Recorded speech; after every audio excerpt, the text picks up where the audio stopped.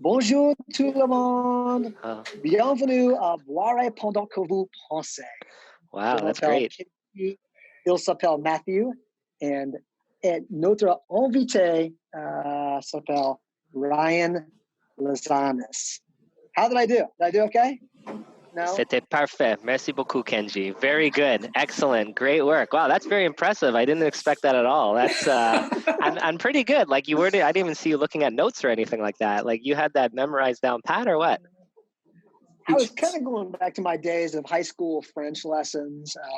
My family and I are supposed to be going over there this summer if the world doesn't melt down with travel. So I'm trying to practice my French a little bit, but I thought it'd be a good time to practice with you. So thank you for not teasing me too much. But. Fantastic. And Matthew, it's your turn now. Let's hear you do that. Buenos dias. Close. Wrong language, but close. Oh no, I'm in Texas. Matthew, I'm in Texas right now. You're in Canada. I'm in Texas. So yeah. I grew up on the border, so I go the other way. Matthew, we'll do a special one with you. We'll get Joel Lacayo on here. We'll get Joel, and then we'll throw. But this is sorry, dude. This is French right here because Ryan, are you in Montreal right now? Montreal, that's right. Montreal, Quebec, Canada. So French part of the country. Awesome. Well, welcome to Drink While You Think. Thank you very much. Glad to have you, man. Thanks for having me here, guys. Give us a quick rundown of you, Ryan. Kind of what have you been up to in the cloud accounting space, and what are you up to now? Sure. So, I was a former firm owner, ran my own CPA firm for about 5 years, started Xen Accounting in 2013, one of Canada's first online firms at the time, and really started with the idea of wanting to make accounting easier and pain-free for small businesses across the country, focused on leveraging technology and helping automate processes for our clients, and grew the team to about 15 people. Ended up being acquired at the end of 2018 by a larger European corporate services firm. Helped transition things over to them over about a 1-year span, and at the same time started a new venture called Future Firm, which is basically helping other firm owners modernize and start build and scale an online automated firm of their own. So working with some firms on a one-to-one mentorship basis, but also focused on pumping out some content that I hope is useful, blogging, newsletter, and my podcast. So that's currently what I'm up to. Awesome. Those are one of the best newsletters out there too. Yeah, we'll circle back because I've got some questions around a few of the things you've mentioned, but more importantly, let's get into what everybody's drinking. Matthew, want me to start with you, Matthew? Then we'll go to Ryan. What do you got? Sure. I'm in Texas today, so I went with the Real Ale, and I go obviously coffee porter whenever I can. So I got the Real Ale coffee porter. It's a brewery in Texas, so that's what I'm drinking today. Have you had that before? I have not. It's from Blanco, so I'm pretty excited. Okay, nice. A Texas beer since you're down in Texas. Excellent. Cool. Glad to have. Cool. Ryan, what you got? I have a nice cold glass of tap water. No, actually, I have a Okanagan Spring Canadian beer from British Columbia, pale ale. Pretty popular beer over here. So that's what I have today. Nice, an Okanagan. Okay, not like I think of Canadian beers. Probably the Molson or Labatt. Labatt's Canadian. Yep, it is. I think it's owned by Coors now, maybe. So it might not be Canadian all those big anymore. Ones. Yeah. So nice. Yeah, Okanagan, the Okanagan area in Canada is a really nice area, beautiful in the summertime. It's a nice, it's like a microclimate, so a really good wine destination as well. So cool. I actually I did the most recent bachelor party there last year. Nice. A little bit of a different bachelor party compared to the earlier years. The earlier years were Vegas, and this one was like a wine tasting bachelor party. You know what I mean? So I like it. So that's what I'm drinking today. Nice. Very nice. Drinking, don't forget. Kenji? Okay, you ready? This is exciting. This is really exciting. So this box showed up at the office last week to Matthew and Kenji at Acuity. This box showed up. So let me show you what's in it. This is great. So our friends at OnPay know how to get on the clock. Know how to get on Drink While You Think. Clearly. I mean, seriously. And it says, Matthew and Kenji, we just wanted to share something with you that's almost as good as your podcast. Thanks for your support. And this is from Elliot and Aaron over at OnPay. You guys rock. The only problem is, I would say that you want to share something that's almost as good as our podcast. You were way overestimating that, because in here, Matthew already has his. I'll share this with you. We got a couple bottles of, this is Pliny the Elder. And so if you're a beer nerd, a little bit like me, this is like the holy grail of IPAs. I've actually never had it. This is considered one of literally the best beers in the world. It's been on a ton of different lists. I mean, this is like beer nerd paradise. So Elliot and Aaron, you guys totally rock. I'm super, super, super pumped and excited to try this out. It's Matthew. It's from Russian River Brewing out in California. Kind of actually more a wine area, more traditionally, kind of like you mentioned there with you, Ryan. But they do some good breweries. And this thing is just, again, this is total beer nerd stuff. But Matthew, it's a double IPA. A double IPA. So Matthew's not big on IPA, so you probably should. Wow. You would rate this, Matthew, on the Untapped app probably like a 0. You probably hate it, so you probably need to save it for me. I mean, oh my gosh, I'm so excited. So let's see this first sip. Let's see what it looks like here. Let's see the expression. Oh, that's so good. That's so good. Okay, so one of the reasons why this is very good too.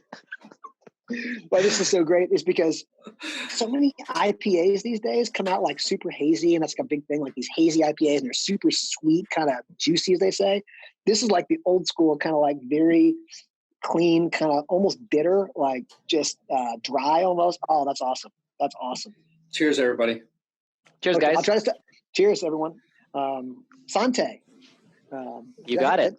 There you go. Man, he does homework for these things, and it's pretty impressive sometimes. It's great. No.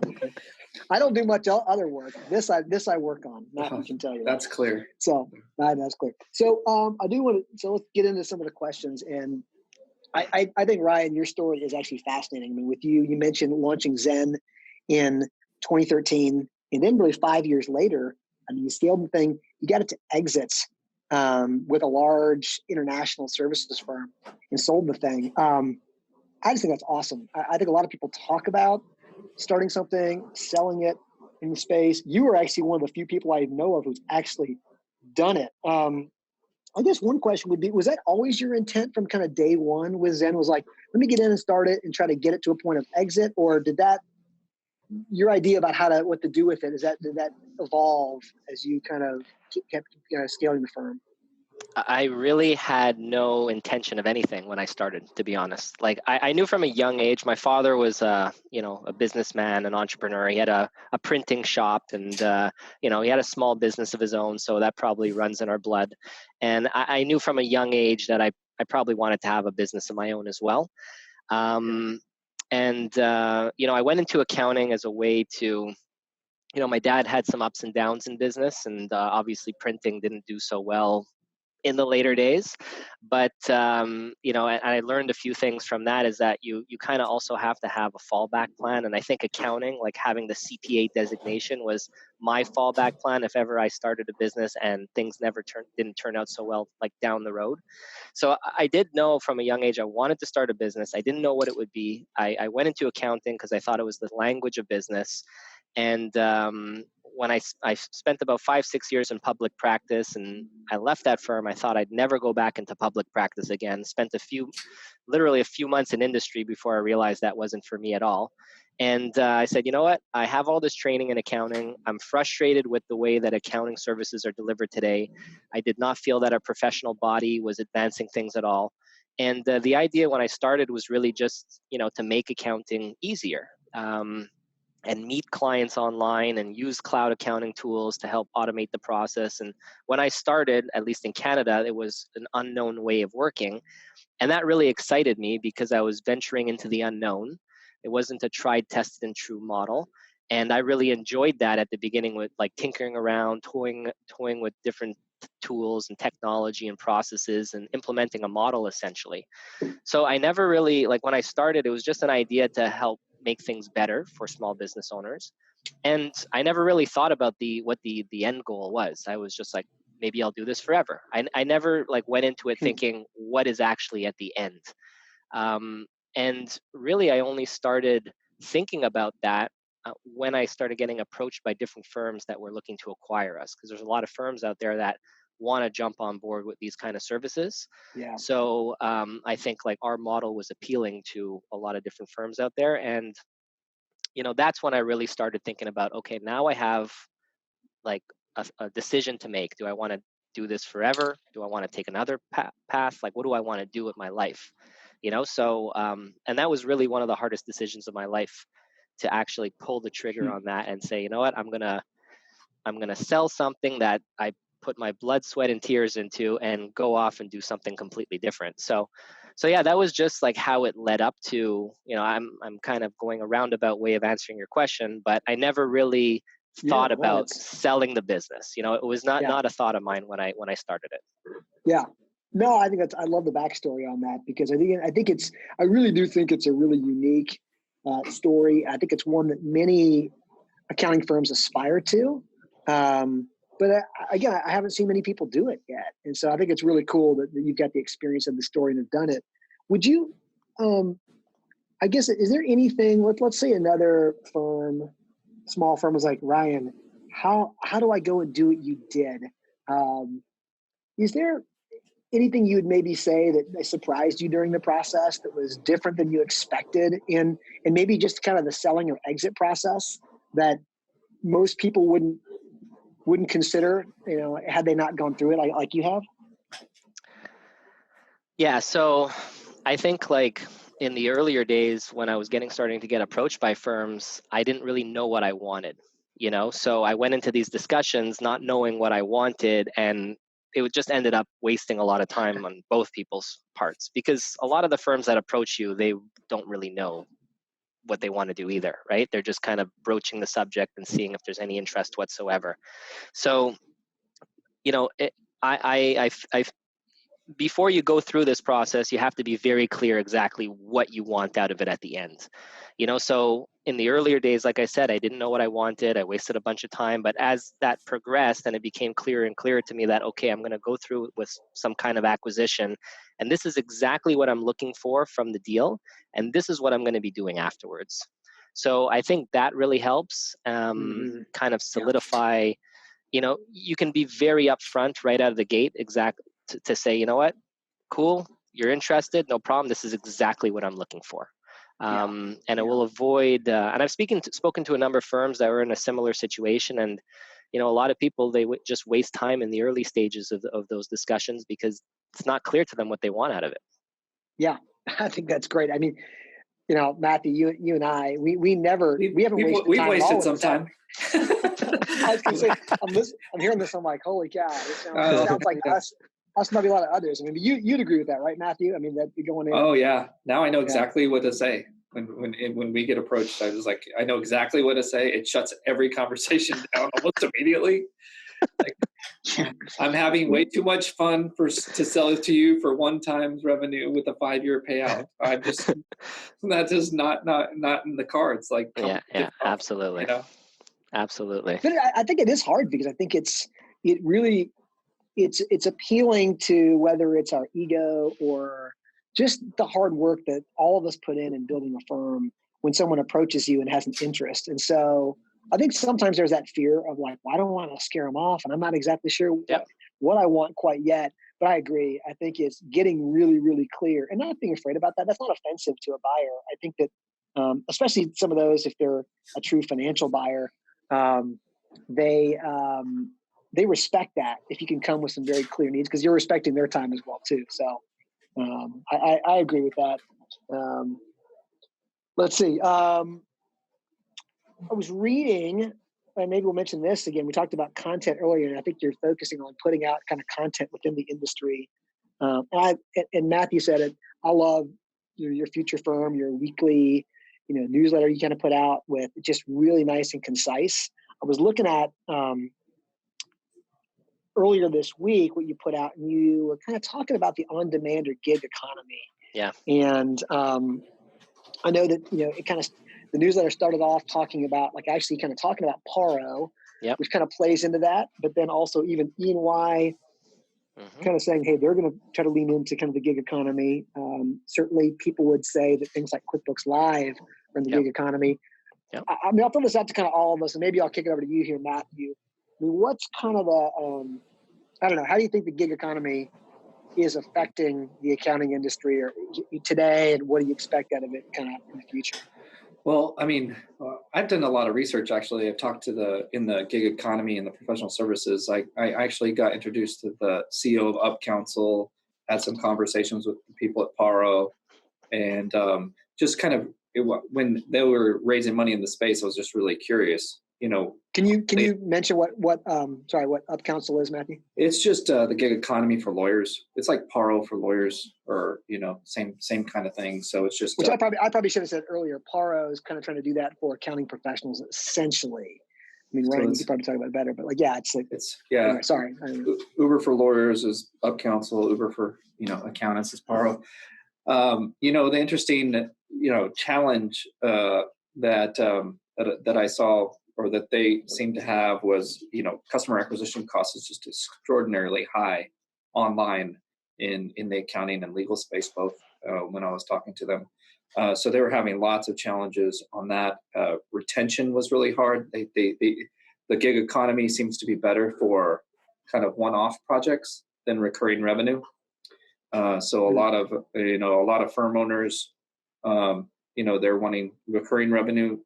These gig economy jobs, maybe Uber's recurring revenue for people. I guess people come back, but not necessarily to the same driver or the same professional. Kind of how I would say QuickBooks Live is trying to, kind of address that a little bit, right? Would you say they're trying to figure out a way to do a recurring with kind of gig economy folks? Is that? I don't know if that's fair. They're trying to, but I don't know. It seems like that's going to be very difficult at the kind of the comp point that they've got their bookkeepers at to keep people and retain people, I think. But so it's interesting. So I've looked into it a lot. So I think it's a fascinating model. I guess where I kind of landed when we were looking at it was it seemed better to have an employee model with the way all the states are going with contractors. It's also like, if you're going to do that much screening on people that you need to do for accounting, that's a lot of work for a one-time job for people if you're doing the screening right and making sure quality stays at a certain level. So I had a lot of thoughts on it, but I'm interested to see what Ryan was thinking. Yeah, I thought the article was interesting, Ryan, because you mentioned when someone like an EY is like, yes, we are going to focus on the on-demand gig economy. It certainly means that when we've got some of the top big four firms looking at it, that it's something's happening currently in our space. Kind of where are you on it? What do you think is kind of happening? What do you think is coming with the gig economy for accounting? Well, it's certainly early days, but I just see this as a trend that's not really going to stop. The biggest challenge for firms is recruitment and retention of staff, right? And the younger generations are starting to heavily favor these types of flexible and remote work type arrangements. And it seems like, I read these, the World Economic Forum Future of Jobs report, for instance, and they're talking about the trends of these generations heading more and more to like gig type jobs, where the money is not the primary concern, but the freedom and flexibility of being able to do what they want, when they want, and how they want it is like their primary concern. So I just don't see this as a trend that's stopping, and firms are going to have to be able to leverage this somehow and be able to tap into this. And right before we joined on this the Zoom meeting, I was reading a recent report from CPA Australia, talking about like the future of what your accounting firm will look like. And they did a poll of their members, and there was 1/3 of their members said they're planning to leverage the gig economy in the nearish future. And usually I look to Australia as a place that's a couple years ahead of where Canada and the US is. So if we looked at, like, if we did a poll in the US or a poll in Canada about the number of firms that are planning to leverage the gig economy, I'd say it's much less than 1 out of 3, maybe 1 out of 10, or probably even less than that. So the fact that, like, in Australia, who are a little bit more forward thinking in a number of areas, are saying like, a third of these people surveyed are going to leverage the gig economy. Like, it seems that some of these platforms that are just starting out right now could be here at the right place at the right time. So we'll see how this plays out, but I just don't see it going away. Yeah, I think you're really, really dead on there, Ryan. I think that's, when you look at just even what the unemployment rates amongst accountants are currently, it's a great time to be an accountant. If you're an accounting professional, there's a lot of opportunities of work out there. For us as firm owners, figuring out ways to solve the supply and demand side of it for our clients. How do we get people to work? I think we are going to have to get creative, whether that means leveraging the gig economy or emulating some of the aspects of what makes the gig economy attractive to professionals out there is going to be important for sure. But I still never been to Australia. Matt and I were talking about it earlier. Like, man, do I feel like we need to go at some point? Like, we're going to go see the future of accounting, over in this, this magical place with, koala bears, kangaroos, and like what the future of our profession looks like. I know it's a ridiculous notion, but I'm kind of the same way. One last thing that I'll say on this, which I think could be very interesting for firms wanting to leverage like gig workers, is that I think you can globalize your firm a lot more as well. Because I think about it in terms of like in Canada, there's a lot of businesses that do business in the US. And as a result, there's a lot of those cross-border tax issues that we have to deal with. And there's a real shortage of like US tax, finding someone to fill. You might not need a full-time person or even a part-time person, but you might need some help here and there to service some of your clients effectively with regards to that. So I think you'll be able to plug into these platforms to get talent in other parts of the world and therefore have a more globalized offering. So I think that could be interesting. Yeah. That would be very interesting. I think more and more firms are going, having to address that globalization issue. So I hadn't thought about that as a vehicle to kind of assist firms kind of in getting there, but it's a great point. Last kind of area I wanted to touch on, again, we've kind of alluded to it, is around content. And I think you focus on, I think, ways to really try to bring content to the profession, to others out there. I guess whatever the heck we're doing here on this thing right here, I used to some form of content. Matthew and I always have a strong interest in content. I guess maybe when we think about firms and accounting, practices, maybe let's start with the basic question, and I'll go back to Matthew again on this. Why does content creation even matter? Like, why are we as accountants having to get into the business? I don't say the business, but like the effort of creating content. How do you see that, Matthew? Oh, me? I want to hear what Ryan say on that one. Well, that's why I'm starting with you, because after Ryan talks, we're not going to have anything else to say. Man, I always call content creating eating your vegetables. Like, somebody told me it was good for me, and I just keep doing it. Like, I don't know why it's good for me. It probably is good for me. I don't know why, but it's hard to measure. It's hard to know, but it's supposed to be good for us. So we do create content, right? But I mean, even our sales guy the other day, we do this for fun to keep up with everybody, like our friends, and get in the practice of building content and stuff like that. And so the other day, though, our sales AE came to us and said, I had an appointment with this guy. He had like 3 more questions, and I was on a sales call, couldn't get back to him very quick. And before my sales call was over, he says, "Never mind. I just watched Drink While You Think. Sign me up." So I was like, maybe we're onto something here. Maybe if we can get people to watch. He was one of the 12 people that watched that episode. So it was awesome. But I guess when you think about, back to that question is, I don't know that all accountants feel comfortable with content. Like, we think about content, like can we really be an expert? Can I be an expert, or you be an expert in a very technical accounting topic? Like, oh, well, that's what the AICPA does, or the SEC, or one of these accounting bodies puts out all the guidance. And so there's a little bit of if you were to talk to a firm and say, well, why is it important to put content out? I'll maybe kick that over to Ryan. I know we do it. We're doing it at Acuity certainly. We try to attract people from the sales perspective, whatever it might be, to show that we have credibility. But, when you're thinking about firms and you're thinking about the content you create, like how would you advise a early, firm about why it's important to kind of create content? I think if you boil it down, it's something that helps build trust. Like if you can show a bit of your expertise, but also a bit of your personality, which is, I think, what a lot of firms maybe don't do well, is they don't show a little bit of their personality through some of their content. Like what you guys are doing right now, you're showing your personality. Some people are attracted to that, and maybe other people aren't. But you get people get to see who you really are through your content, I think. So. I think it just ultimately helps build trust. And I think it's important, like the type of content that I've typically focused on was more blogging oriented stuff that you could easily find on Google through Google searches.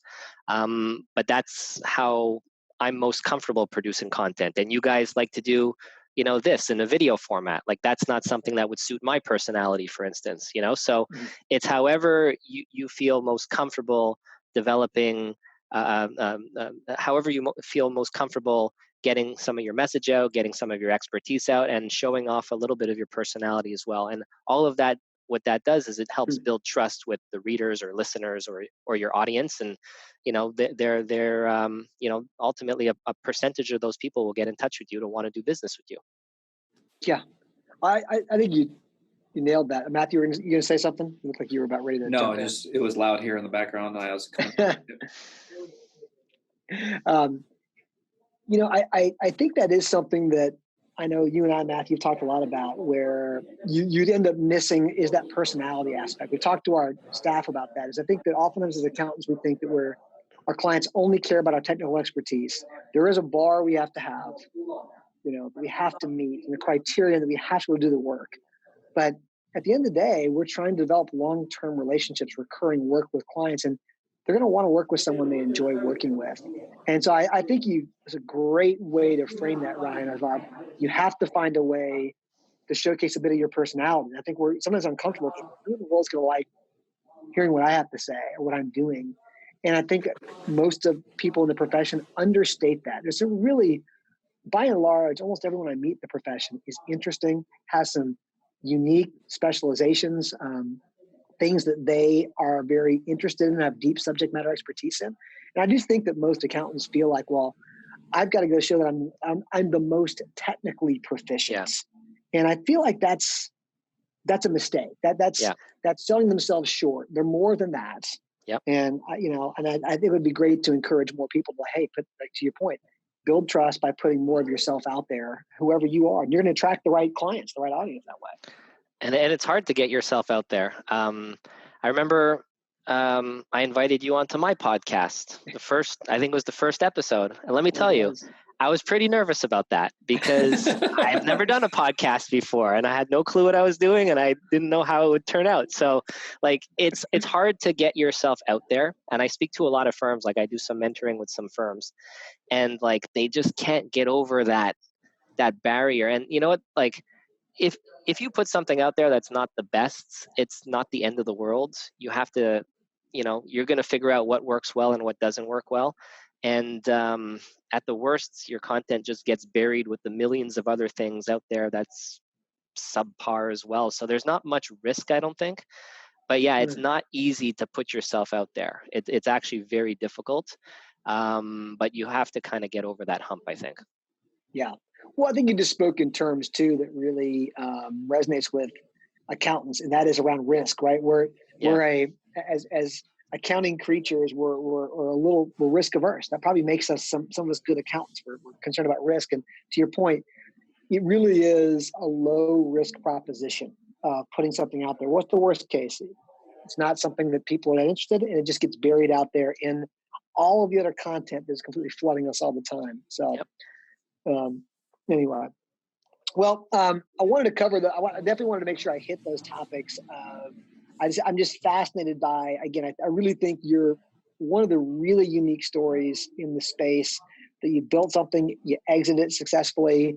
There's not many people who've done that. I think I love the forward thinking about where the gig economy and how we're going to focus on resources, to kind of staff up our firms is going in the future.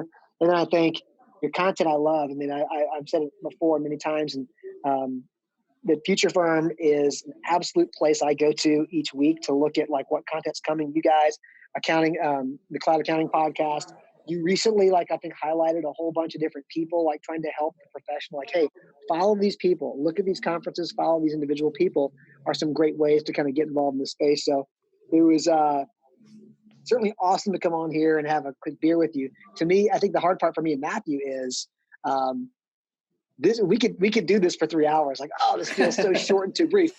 Nobody else besides us three would want to watch it. But, you know, this is one of these, like, we got to extend this and like keep going with it for sure. But maybe not out there in the YouTube universe. But super, super happy and grateful that you were growing. Yeah. I'm bummed that we no ZeroCon this year, so we'll have one less time to connect. But is there no ZeroCon though?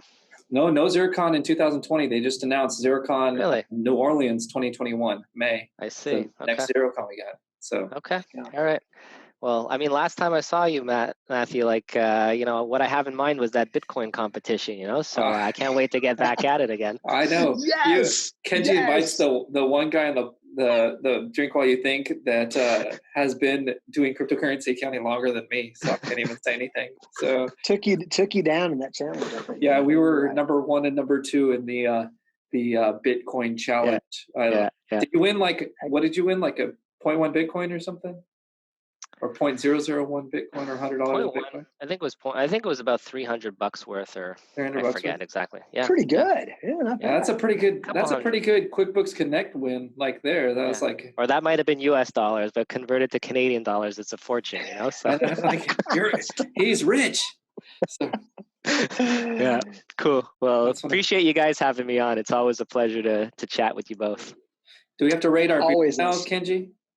No, I don't have the screen pulled up. You don't know how to do that. So I'm not going to do it on my mobile phone. You don't know how to do it. It's actually the person who's controlling the meeting. So, but I would tell everyone again, the app is called Untapped, and it's missing an E at the end. It's just UNTAPPD. And Drink While You Think's on there, and we're going to put all the beers, including Ryan's, on there. I guess Ryan, we'll ask Ryan this. We'll include it in here as well. We haven't done this before, but on the app, it has you rate your beer anywhere from 1 to 5 with the decimals. Well, but it's quarters of decimals. If you would rate your beer right now, 1 to a 5, 5 being the best, how would you rate it? Ryan, how is your beer? I mean, I give it a 3.75. Yeah. Okay. That's solid. Pretty good. Matthew? I got a 4. This one's a 4 for sure. I'm going 5. 5.0. 5. Wow. I think I've had a 4 before. I'm a little intimidated. I actually looked it up earlier. This averages on the Untapped app like a 4.8. I'm just telling you guys, this is like, had it not been Ryan on here, I would have had a difficult time focusing on the questions, because I'm kind of in bliss here and having from the wonderful folks at OnPay. This is awesome. Are you going to drink the second one before Matt gets back, or what? No, it's in my fridge at home. I was at the office first, so I stole it. You're going to hate it, Matthew. You're going to hate it. It's a double IPA. I give it a 5. Remember that. It's really heavy. Thank you, Ryan. Thank you for mentioning that. And again, thank you for being on. Merci beaucoup. That's all I know at this point. I got to work on my French a little more, but thank you for doing pretty good, Kenji. Doing pretty good. Appreciate you guys having me here, guys. Thanks. All right, man. Thanks.